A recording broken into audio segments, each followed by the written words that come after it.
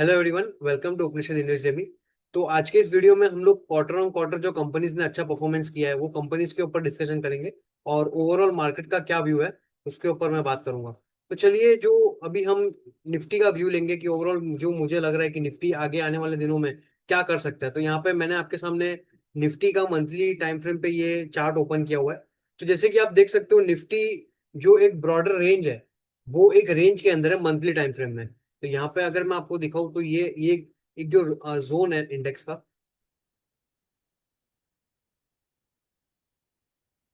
For example जो overall market है वो अभी एक साइडवेज रेंज के अंदर आगे आने वाले दिनों में आपको देखने को मिल सकता है। हो सकता है मार्केट जो है वो यहाँ से एक जो 40 वीकली मूविंग एवरेज है, यहाँ पे जो करेक्शन है इस रेंज में, यहाँ से ऐसा कुछ करता हुआ आपको एक कंसोलिडेशन रेंज में देखने को मिल सकता है। तो आगे आने वाले दिनों में जो ओवरऑल इंडेक्स है वो इंडेक्स फ्लैट हो सकता है या फिर इंडेक्स में आपको कोई एक बड़ा मूवमेंट नहीं देखने को मिले। लेकिन जो कंपनीज है, मैं आपको हमेशा बोलता हूँ कि जो भी कंपनीज अच्छी कंपनीज जो अपना रिजल्ट अच्छा दिखाएगी और जो कंपनीज अपना सेल्स ग्रोथ करेगी, वो कंपनीज के अंदर मार्केट क्या कर रहा है वो कंपनीज को उनसे कोई मतलब नहीं है। हो सकता है वो कंपनीज जो होंगी वो एक अच्छा आपको मूवमेंट नहीं देंगी। उसके अंदर हो सकता है कंपनीज, जब मार्केट गिरेगा, जब ओवरऑल इंडेक्स जब क्रैश करेगा तो वो स्टॉक्स थोड़े कम गिरेंगे ओवरऑल ब्रॉडर मार्केट के हिसाब से। तो आज मैं आपको कुछ दो तीन कंपनीज बताऊंगा जिसके अंदर अच्छे रिजल्ट आए और हो सकता है आने वाले दिनों में वो कंपनीज के अंदर आपको एक अच्छा मूवमेंट भी देखने को मिल सकता है। तो ये जो है वो कोई रिकमेंडेशन नहीं है, मैं आपको बता रहा हूँ कि कैसे आपको टेक्निकल्स और फंडामेंटल्स दोनों को मिक्स करना है और कैसे आपको जो है वो एक कंपनी के ऊपर व्यू लेना है।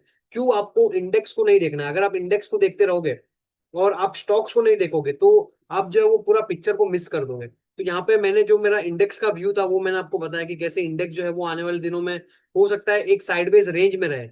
लेकिन इसके अंदर हमको जो कंपनीज है वो कंपनीज को देखना है, क्योंकि इंडेक्स के अंदर तो 40% 50% के मूवमेंट आ नहीं सकते। मेरा कहने का मतलब यह है कि इंडेक्स के अंदर मूवमेंट आ सकते हैं, लेकिन हमको हमको कंपनीज के अंदर इन्वेस्टिंग करनी है। तो हमको वैसी कंपनीज देखनी है जो कंपनीज के अच्छे रिजल्ट है। तो यहाँ पे सबसे पहले मैं आपको, शायद मैंने मेरे ये यूट्यूब कम्युनिटी पे पोस्ट भी किया था, एक कंपनी थी by the name of Zinka logistics. तो ये कंपनी का आप जब रिजल्ट देखोगे तो ये कंपनी ने जो ईयर ऑन ईयर जो ग्रोथ दिखाई है वो 56% की ग्रोथ दिखाई है। उसका इबिटा जो मार्जिन है वो 382 करोड़ के आसपास है। जो नेट प्रॉफिट है वो 400 करोड़ के आसपास है। तो ये कंपनी एक्चुअली लॉजिस्टिक स्पेस के अंदर है और ये जो कंपनी है उसका जो currently price to earning ratio वो 25-26 के आसपास चल रहा है और जो उसका मार्केट कैप है वो 10,000 करोड़ के आसपास है। तो अभी अगर आपने वो फंडामेंटल सीरीज नहीं देखी है जिसके अंदर मैंने समझाया कि पी रेशियो क्या है, मार्केट कैप क्या है, तो वो अगर आपने नहीं देखा तो वो जो हमारे यूट्यूब चैनल पे ऑलरेडी अपलोडेड है, तो वो वीडियोस आप देख सकते हो पहले। लेकिन मैं आपको बता रहा हूँ कि ये जो कंपनी है उसका year on year sales growth जो मैं एक मेन फैक्टर देखता हूँ। अगर मैं आपको एक सिंपल एग्जांपल दूं, तो अगर समझिए आपको कहीं पे पहुंचना है और आपने उसके लिए एक कैब बुक की है, तो आप कौन सी कैब बुक करोगे? जो सबसे स्लो चलेगी वो, या जो सबसे अच्छी चलेगी, या फिर फास्ट चलेगी? क्योंकि आपको आपके डेस्टिनेशन पे पहुंचना है। तो यहाँ पे सेल्स ग्रोथ का मतलब एक ही है कि आपको वैसी कंपनी ढूंढनी है जिसके अंदर सेल्स ग्रोथ हमको अच्छी दिखे। अच्छी दिखे का मतलब है कि हमको वैसी कंपनीज नहीं देखनी जिसके अंदर 5% का सेल्स ग्रोथ है या फिर जो 10% का सेल्स कर रही है, वैसी कंपनीज हमको नहीं चाहिए। तो यहाँ पे आप देख सकते हो ये जो कंपनी है इसने 56% का सेल्स ग्रोथ किया ईयर ऑन ईयर। और ये जो इसके वैल्यूएशंस है वो भी ओवरऑल जो है वो इतने एक्सट्रीम वैल्यूएशंस पे नहीं है, तो ये कंपनी का अच्छे वैल्यूएशंस पे मिल रही है। और उसी के साथ में अगर हम इसके जो चार्ट है, वो अभी जैसे हम जो करते हैं, हम क्या करते हैं, पहले फंडामेंटल से कंपनीज को ढूंढते हैं और उसके अंदर फिर हम लोग जो है उसके टेक्निकल्स देखते हैं। तो यहाँ पे जब आप इसके टेक्निकल्स को देखोगे तो ये कंपनी अपने आईपीओ बेस को ब्रेकआउट करके अभी इसके अंदर ओवरऑल एक्सट्रीम वॉल्यूम आया है। तो अभी आप सिंपली देखिए, यहाँ पे ऑलरेडी कंपनी पिछले कई महीनों से लिस्टेड है और कंपनी के अंदर इतनी बड़ी कोई वॉल्यूम नहीं देखने को मिली है। और यहाँ पे देखिए अप्रोक्स 45 मिलियंस का वॉल्यूम हुआ है, ट्रेड हुआ है, और वो भी एक बुलिश कैंडल के साथ। तो यहाँ पे कहीं ना कहीं हमको जो है वो ये मार्केट इंडिकेट कर रहा है, या फिर ये कंपनी के अंदर जो बड़े प्लेयर है वो हमको कहीं ना कहीं बता रहे हैं कि उन लोग ने भी ये कंपनी के अंदर एक पोजीशन ले लिया है। तो वीकली टाइम फ्रेम पे ये जो स्टॉक है वो एक ब्रेकआउट जोन के अंदर है। तो आप देख सकते हो ये जो कैंडल है यहाँ पे, ये स्टॉक ने अपने वीकली टाइम फ्रेम पे, और हम लोग जब कैंडल स्टिक्स को या फिर जो स्टॉक्स को देख रहे हैं तो हम लोग इसको 5 मिनट्स के टाइम फ्रेम पे या फिर 15 मिनट के टाइम फ्रेम पे नहीं देख रहे हैं। हम लोग क्या कर रहे हैं, हम लोग टेक्निकल से सिर्फ स्टॉक्स को कहाँ पे लेना है या फिर वो हम लोग एक कंफर्मेशन ले रहे हैं टेक्निकल्स की मदद से। यहाँ पे वीकली टाइम फ्रेम पे एक हमको ब्रेकआउट देखने को मिला है।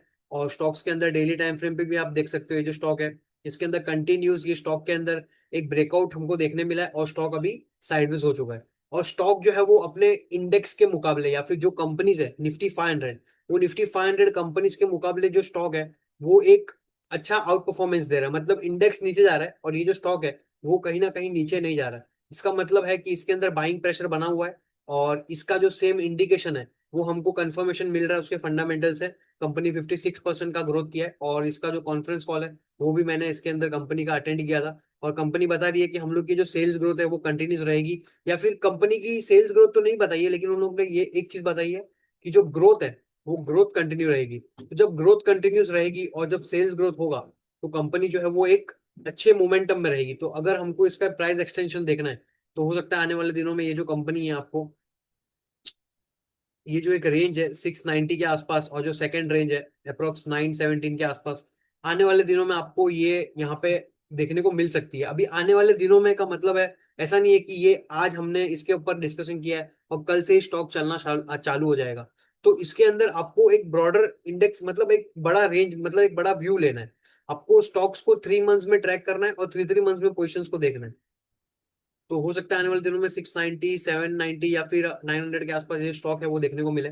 और जो सेकंड स्टॉक है वो उसके भी एक बहुत अच्छे रिजल्ट आए। ये जो कंपनी है वो केमिकल इंडस्ट्री के अंदर है bye the name of TGV साग करके।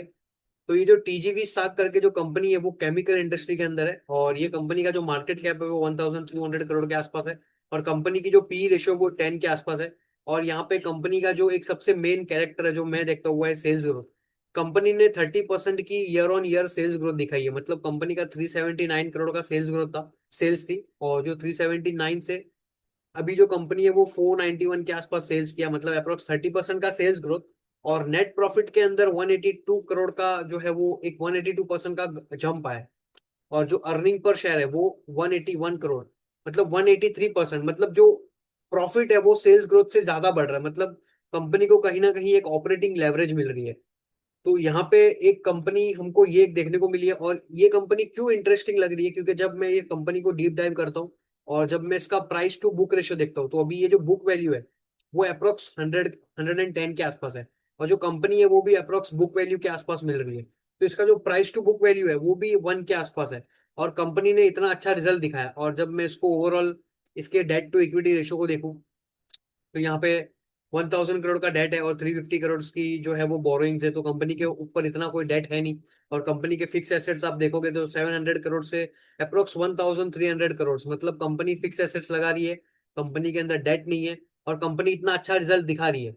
और प्राइस टू बुक वैल्यूएशन मतलब ओवरऑल फंडामेंटल में ये जो स्टॉक है वो एक वैल्यूएशन में एक जो एक रेंज है नॉर्मल रेंज के आसपास मिल रहा है। और जब हम इसके स्टॉक के चार्ट को देखेंगे तो यहाँ पे मैं आपको एक चीज कन्वे कर रहा हूँ कि जब हम टेक्निकल्स और फंडामेंटल्स को दोनों को मिक्स करते हैं, मतलब हमको फंडामेंटल से स्टॉक बता रहा है कि इसके अंदर वैल्यूएशन अच्छा है और जब प्राइस भी बताए कि इसके अंदर कुछ ना कुछ मोमेंटम आने वाला है तो हमको कहीं ना कहीं ये एक इंडिकेशन मिलता है कि प्राइस के अंदर एक अपसाइड देखने को हमको मिल सकती है। यहाँ पे टीजीवी साग का आप देख सकते हो जो स्टॉक है वो उसने भी करंटली एक ब्रेकआउट दिया हुआ है। तो ये जो स्टॉक है वो 40 वीकली मूविंग एवरेज के ऊपर है। तो यहाँ पे मैंने और भी डिस्कशन किया हुआ है कि कैसे जब स्टॉक अपने 21 और 40 वीकली मूविंग एवरेज के नीचे जाता है तो वो स्टॉक के अंदर मोमेंटम लूज होता है। लेकिन जब भी स्टॉक फिर से अपने वीकली मूविंग एवरेजेस के ऊपर आता है तो वहां पे स्टॉक के अंदर एक मोमेंटम देखने को मिलता है।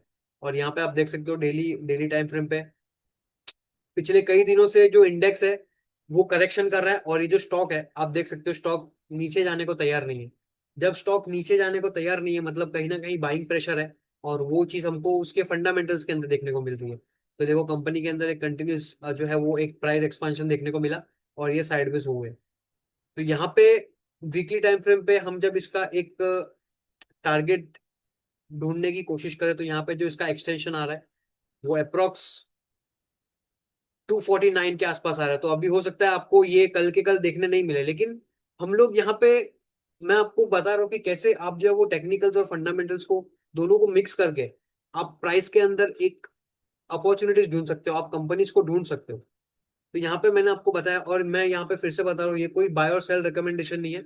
मैं आपको मेरा एनालिसिस करने का तरीका बता रहा हूँ कि कैसे जब हम एक ब्लाइंडली कंपनी को बाय करते हैं तो हमारा उसके पीछे कोई रीजन नहीं होता है। लेकिन जब हम यहाँ पे ओवरऑल जब हम उसका फंडामेंटल्स देखते हैं या फिर टेक्निकल्स को देखते हैं तो हम लोग एक कंपनी को एनालाइज कर रहे हैं। तो यहाँ पे जब भी स्टॉक 15% 20% नीचे जाएगा मार्केट के हिसाब से, तो आप वहां पे निकलोगे नहीं वो स्टॉक से। क्यों? क्योंकि आपको पता है कि कंपनी के अंदर फंडामेंटल स्ट्रांग है। तो यहाँ पे कंपनी के अंदर एक ब्रेकआउट देखने को मिला है, और हो सकता है आने वाले दिनों में एक स्टॉक जो है वो 240 250 आसपास के लेवल के आसपास आपको देखने को मिले। तो यहाँ पे मैंने आपके साथ दो स्टॉक्स जो है वो डिस्कशन किया, और ऐसे बहुत सारे स्टॉक्स है जो एक अच्छा रिजल्ट दिया है। लेकिन मैं आपको एक चीज बता रहा हूँ कि आप फंडामेंटल से स्टॉक को ढूंढिए, और फंडामेंटल का जो क्राइटेरिया है वो मैंने आपको बताया कि आपको जो है वो सेल्स ग्रोथ देखना है। और जब सेल्स ग्रोथ अच्छा होगा कंपनी के अंदर, तो सब फैक्टर्स कंपनी के अंदर अच्छे होंगे। और जब हम वो कंपनीज के सेल्स ग्रोथ को टेक्निकल से कंबाइन करेंगे, तो हमको एक ओवरऑल व्यू मिलेगा। और हम जो है वो कहाँ पे कौन सा स्टॉक लेना है वो फंडामेंटल बताएगा, और कहाँ पे लेना है वो टेक्निकल बताएगा। तो यहाँ पे मैंने ये जो है वो आपको बता दिया है, दो कंपनीज कुछ इंटरेस्टिंग लग रही है।